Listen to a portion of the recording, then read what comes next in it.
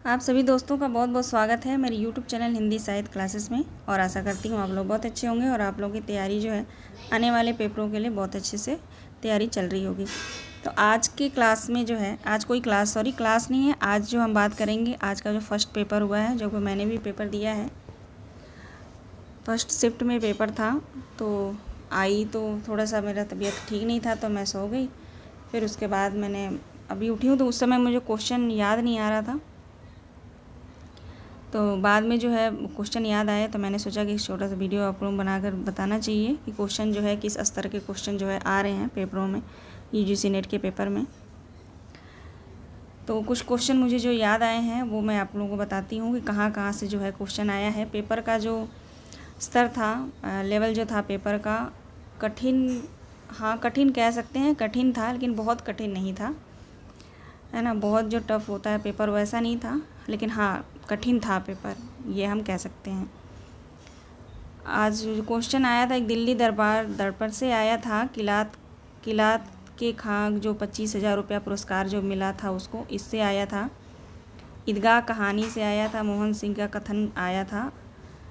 अरे यावर रहेगा याद, उसमें मांजुली द्वीप को पूछा गया था। देवसेना को का गीत पूछा गया था। हाँ, इस वाले पेपर में जो अभी फर्स्ट शिफ्ट में जो पेपर हुआ है उसमें एक नया चीज़ देखने को मिला है कि गीत जो है, अभी तक जो प्रीवियस ईयर पेपर में आप लोगों ने देखा होगा गीत की संख्या बहुत कम पूछी गई है, लेकिन इस पेपर में गीतों से जो क्वेश्चन बहुत आया था, मिलान के लिए भी आया था। और उपन्यास या कहानी में जो कथन होते हैं, जो पात्र हैं, उन पात्रों ने क्या गीत गाया है, उससे आया था, है ना। गीत से जो रिलेटेड क्वेश्चन जो है इस बार आया था। देवसेना का गीत पूछा गया था। फिर लाल पान की बेगम जो कहानी है उनके पात्र आए थे, मिलान करना था पात्रों का। कोसी के घटवार से चिरऊ जो शब्द है उसका वो पूछा गया था, तो उसका सुहाग चिन्ह है, ये पूछा गया था। और यहाँ पे चीफ की दावत से जो है उसकी माँ के द्वारा जो गीत होता है उसके बारे में पूछा गया था। परीक्षा गुरु के प्रकरण से प्रश्न आया था, जो 41 प्रकरण है उसमें से 4 दिए गए थे, उसको ऑप्शन में वो लगाना था सीक्वेंस में। भोला राम का जीव जो पेंशन, उसको 5 साल के बाद पेंशन मिलता है, तो उससे क्वेश्चन आया था। बकरी नाटक के प्रश्न आए थे। बकरी नाटक के प्रश्न में छंद पूछा गया था, चौपाई, छंद, दोहा और छंद पूछे गए थे। ये तो एक क्वेश्चन आया था, दोहा छंद किस नाटक में है, और दोहा छंद के मिलान में भी आया था कि 4 नाटक दिए गए थे ऑप्शन में, और उनमें ये पूछा गया था कि किस नाटक में दोहा या चौपाई छंद का प्रयोग किया गया है, ऐसे करके आया था क्वेश्चन। उसके बाद आया था संस्कृति के 4 अध्याय से प्रश्न पूछे गए थे, जो ब्रह्म समाज, आर्य समाज जो है, इसका सीक्वेंस में लगाने के लिए आया था ये। भारत दुर्दशा के पात्र जो भारत दुर्दशा जो नाटक है उसके पात्रों का जो मंचन हुआ था उसका क्रम पूछा गया था। रिसर्च का ये वो इसकी पुस्तक के बारे में पूछा गया था। शेखर एक जीवनी, बकरी, महाभोज, इन सभी से प्रश्न आए थे। मालवी भाषा जो है उसका केंद्र, मतलब मालवी भाषा कहाँ बोली जाती है, तो इंदौर में, ऑप्शन में था इंदौर। कोसी के घटवार से प्रश्न आए थे।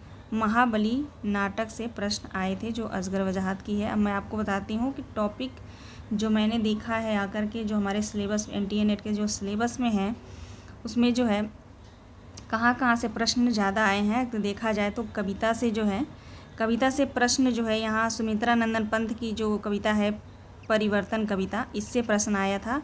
और जयशंकर प्रसाद के आंसू कमायनी, श्रद्धा सर्ग, लज्जा सर्ग, ईड़ा सर्ग, इसमें एक दिया गया था, पंक्ति दी गई थी और पूछा गया था कि ये किस सर्ग से है।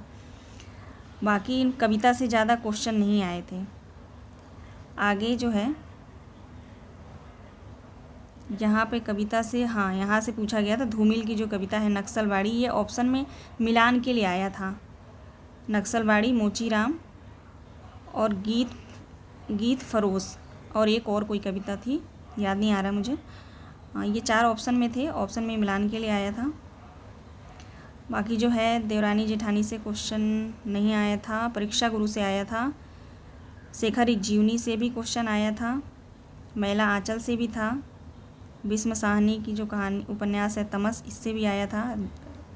राग दरबारी से भी क्वेश्चन आया था। मन्नू भंडारी आपका बंटी जो है उसका नाम पूछा गया था, उसका एक और नाम है अरूप करके है, वो पूछा गया था। आगे जो है कहानी से क्वेश्चन आए थे। शेखर जोशी का जो कोसी का घटवार है, इससे क्वेश्चन हुए। लक्ष्मा के बारे में पूछा गया था, जो पात्र है लक्ष्मा, उसके बारे में पूछा गया था। उसके बाद जो आया था हरिशंकर परसाई माता दीन चांद पे जो ये कहानी है, इससे भी क्वेश्चन आया था। और इसमें और तो नहीं आया था। मिलान के लिए जो है 2-3 दे दिए गए थे इसमें से, और बाकी जो है नहीं आया था ज़्यादा। इस बार नाटक से ज़्यादा क्वेश्चन आए थे। अंधेर नगरी से भी पूछा गया था। स्कंद गुप्त से भी पूछा गया था क्वेश्चन।